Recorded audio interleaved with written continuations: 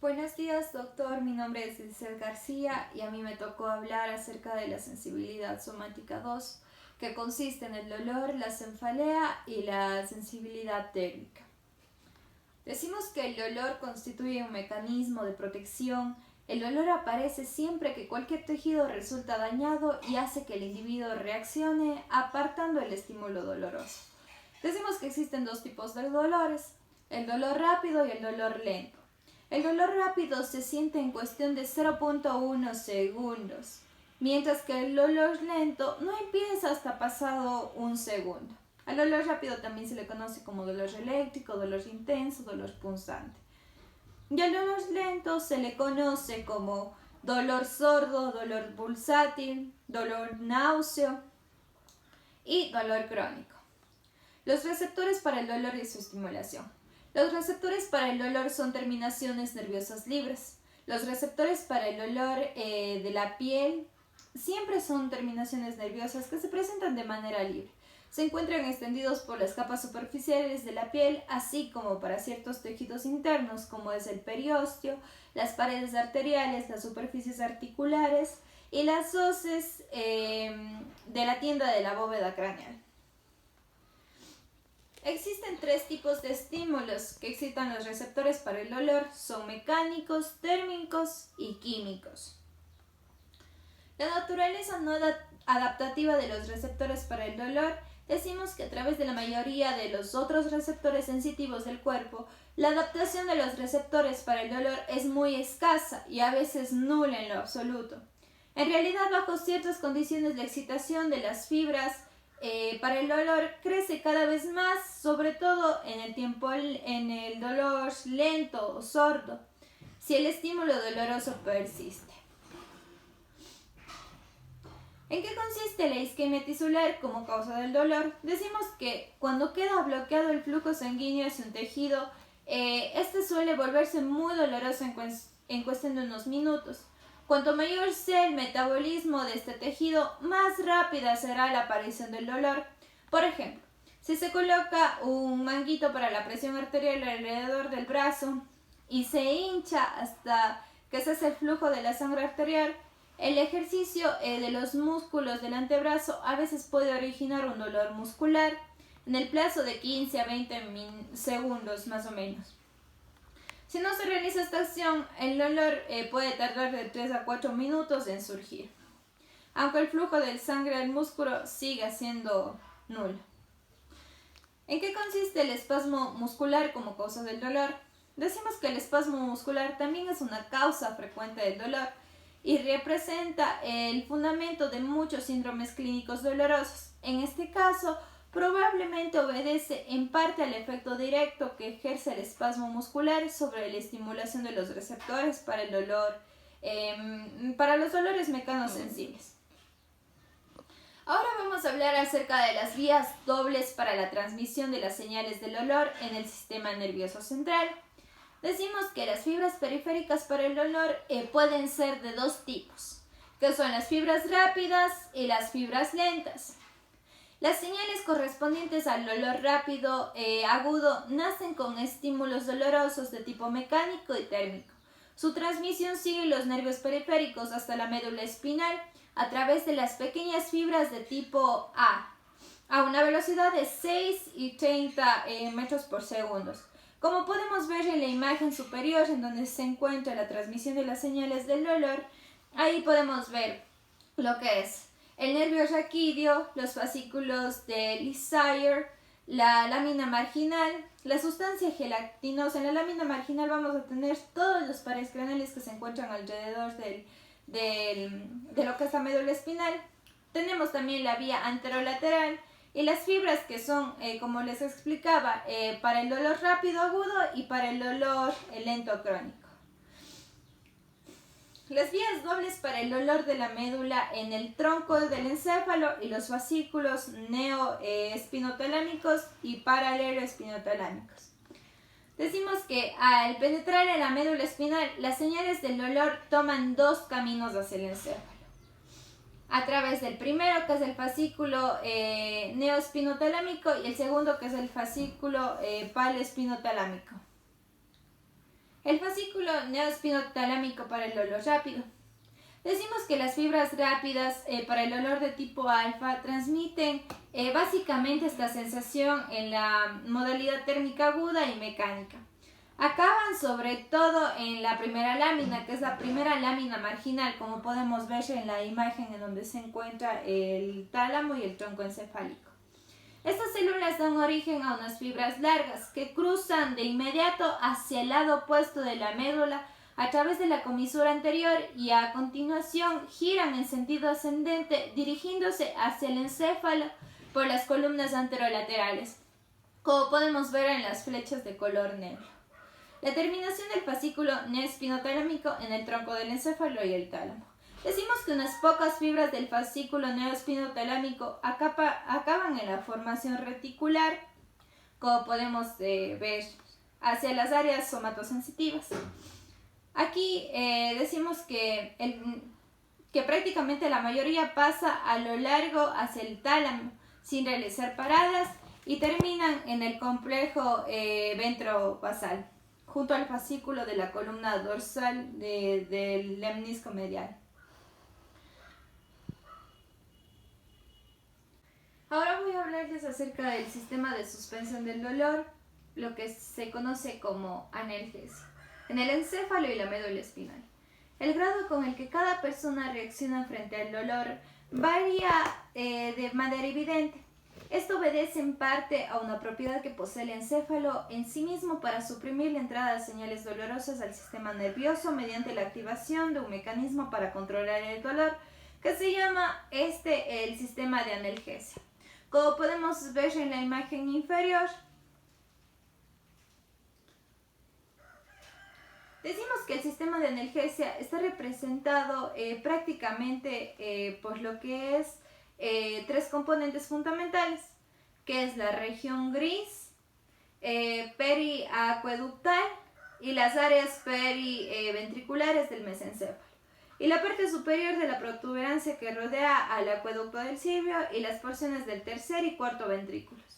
Desde esta zona, las neuronas envían señales hacia el núcleo magno del rapé, un núcleo delgado que se presenta en la línea media situada en las partes, lo que es inferior a la protuberancia y superior al bulbo raquídeo, y en el núcleo reticular paragigantocelular, que ocupa la posición lateral de este último. Decimos que a partir de estas estructuras se transmiten las señales descendentes de segundo orden por las columnas dorsales de la médula espinal hacia un complejo inhibidor del dolor localizado en las astas dorsales de la médula espinal.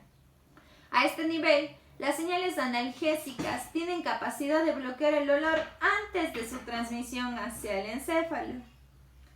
Diversas sustancias transmisoras participan en el sistema analgésico, especialmente la encefalina y la serotonina.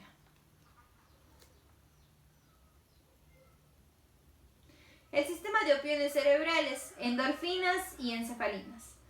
Decimos que prácticamente en estudios posteriores se ha podido observar que los productos de tipo de morfina, especialmente los opioides, también actúan sobre otros muchos puntos del sistema analgesia, entre ellos las astas dorsales de la médula espinal.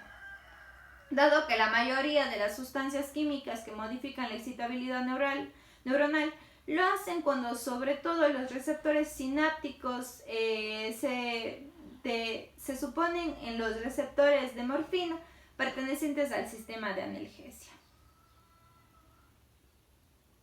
Ya. Ahora voy a hablarles acerca de dos tipos de dolores que se los va a clasificar de acuerdo al dolor periférico y el dolor visceral. El dolor periférico, muchas veces decimos que una persona siente dolor en una parte del cuerpo situada bastante alejada del tejido que lo origina. Esto se lo llama dolor periférico. Por ejemplo, decimos que su presencia en una de las vísceras a menudo queda remitida a una región de la superficie corporal. Este conocimiento de sus diversos tipos resulta importante en el diagnóstico clínico porque en muchas dolencias viscerales el dolor referido es el único signo clínico. Mecanismo del dolor referido. Decimos que, como podemos ver en la imagen, podemos mostrar el mecanismo más probable en el que se produce la mayoría de los dolores referidos. En la siguiente imagen se observa las ramas de las fibras del dolor visceral que hacen sinapsis en la médula espinal sobre las mismas neuronas del segundo orden y que reciben señales dolorosas desde la piel. Cuando se estimulan estas fibras, las señales del dolor procedentes de las vísceras viajan al menos a través de algunas de las mismas neuronas que conducen a la información desde la piel y la persona recibe la percepción de las sensaciones, se originan en la propia piel. Dolor visceral. El dolor procedente de las diferentes vísceras del abdomen y del tórax es uno de los escasos criterios que pueden utilizarse para diagnosticar una inflamación visceral. Las enfermedades infecciosas y otros padecimientos a este nivel, muchas veces las vísceras no poseen receptores sensitivos para ninguna otra modalidad de sensibilidad, salvo sea el dolor. Asimismo, el dolor visceral difiere del dolor superficial en varios aspectos importantes. Una de las discrepancias más importantes entre el dolor derivado de las superficies y el dolor visceral consiste en que los daños de tipo muy localizado en las vísceras rara vez originan un dolor intenso. Por ejemplo, un cirujano puede dividir el intestino en dos partes con un paciente despierto sin causar un dolor apreciable. En cambio, cualquier fenómeno que produzca una estimulación difusa de las terminaciones nerviosas por el dolor en una víscera provoca un dolor intenso.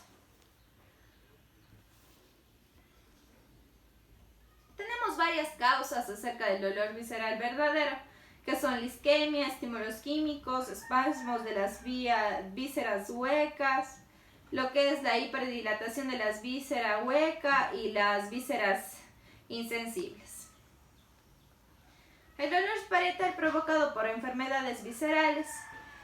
El dolor parietal, cuando una enfermedad afecta una víscera, el proceso patológico a menudo se propaga al peritoneo parietal, la pleura y el pericardio. Estas superficies parietales, lo mismo que la piel, reciben una amplia inervación dolorosa de los nervios raquídeos periféricos. Por tanto, el dolor procedente de la pared cubre a una víscera con frecuencia, Este dolor, entre este dolor y el dolor parietal resulta muy doloroso. Resulta una incisión, por ejemplo, si es que se da una incisión con un bisturí, dicha incisión a través del peritoneo parietal va a ser muy dolorosa hacia el paciente, mientras que un corte similar en el peritoneo visceral o en la pared intestinal no lo es tanto, ni siquiera genera ningún dolor.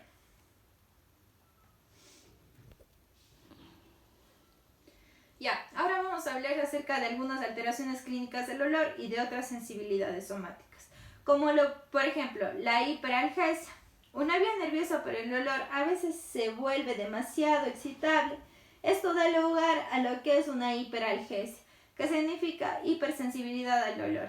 Las posibles causas de este fenómeno son dos, que es una sensibilidad excesiva de los propios receptores para el dolor, lo que se denomina hiperalgesia primaria, y una facilitación de la transmisión sensitiva, lo que le llamamos hiperalgesia secundaria. También tenemos otros factores como el herpes zóster, el tic doloroso, que algunas personas a veces lo sufren, como es un dolor lancinante en un lado de la cara que sigue prácticamente la zona de distribución sensitiva del quinto o del noveno par. También tenemos el síndrome de Brown-Séquard y la cefalea. ¿En qué consiste la cefalea? Las cefaleas son un tipo de dolor referido a la superficie de la cabeza. Desde sus estructuras profundas, algunas derivan de estímulos dolorosos que nacen en el interior del cráneo, pero otras lo hacen de un dolor cuyo origen está afuera, como en el caso de los senos nasales. Tenemos tipos de cefaleas, como es la cefalea de origen intracraneal.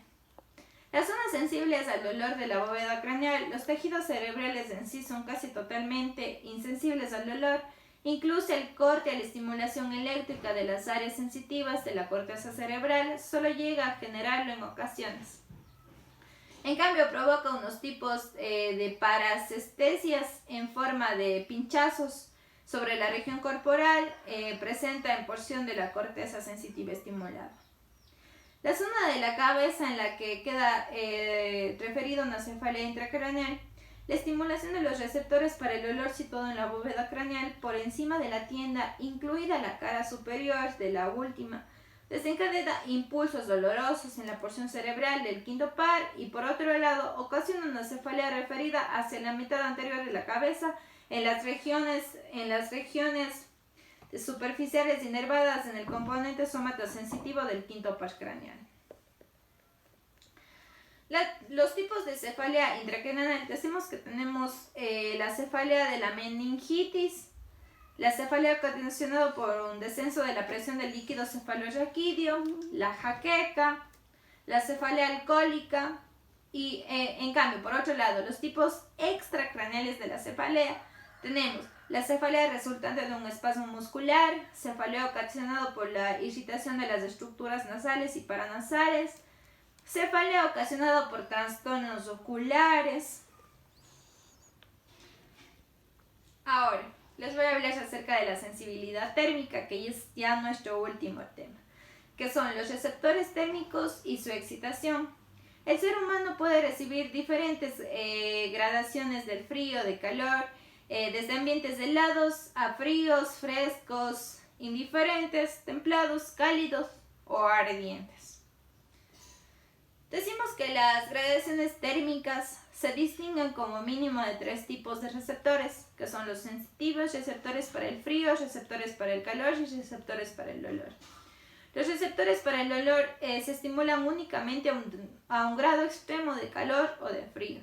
Por lo tanto, son responsables junto a los receptores para el frío y para el calor de las sensaciones del frío helado y calor ardiente. La estimulación de los receptores térmicos, sensaciones de frío, fresco, indiferente, templado y calor. Decimos que podemos...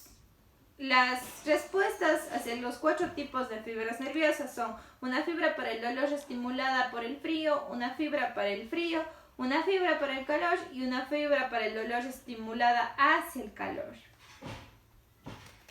Ya. Ahora, ¿cuáles son los efectos estimuladores del ascenso y descenso de la temperatura? Adaptación a los receptores térmicos.